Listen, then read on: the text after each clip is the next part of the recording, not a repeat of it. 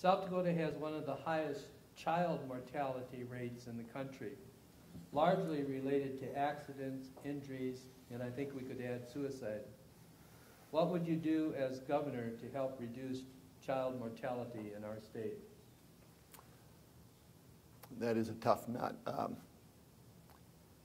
Certainly the seatbelt laws that we have passed are helpful. I do think the compliance with those laws is not what it should be.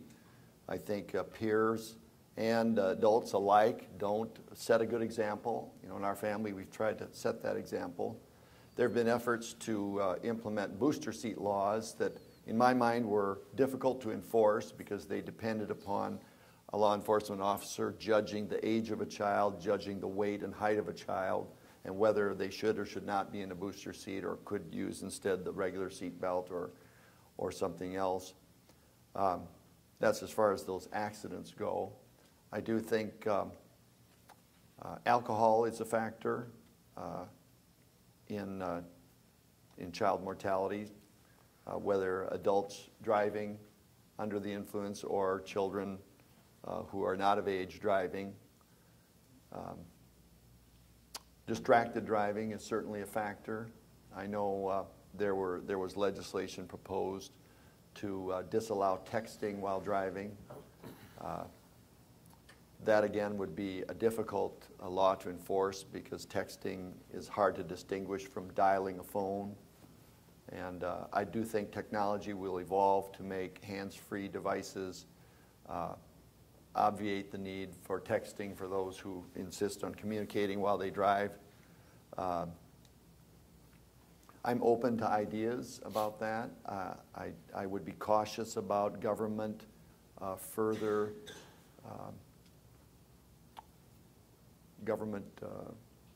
managing personal behaviors, but I do believe education and example, good parenting are the routes that we should go.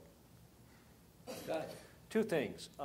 First of all, the Birth to 3 program is critically important for children in South Dakota. You all know as physicians that 80% of a child's brain is developed between ages 3 and 4. Pre-kindergarten is so important for children in South Dakota.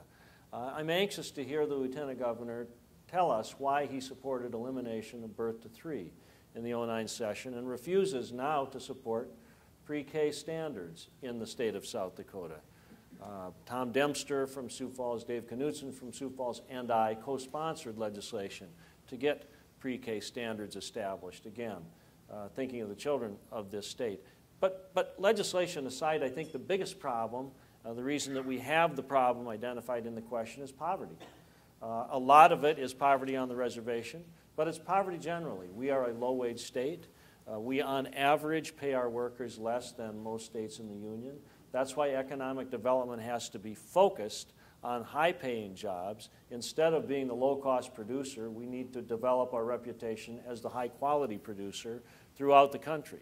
We will do that by helping entrepreneurs, capital-starved people from our own communities move forward. There's a wonderful book out called Hollowing Out the Middle, which the author was just in town, by the way, yesterday, I think, and is speaking in Brookings, about how to incentivize entrepreneurs in the local level and who it is that stays here in states like South Dakota and moves the state forward. I'd urge you, if you have the chance and you're looking for a good read, the book is called Hollowing Out the Middle, and it's a blueprint, I believe, for making progress in South Dakota in terms of economic development so that we can raise the wage level and eliminate poverty in our state. Dennis, you have 1 minute. I don't have anything further to offer on that topic. Scott, 1 minute. Well, I was hoping he would tell us why he wanted to eliminate the Birth to 3 program, but anyway, next.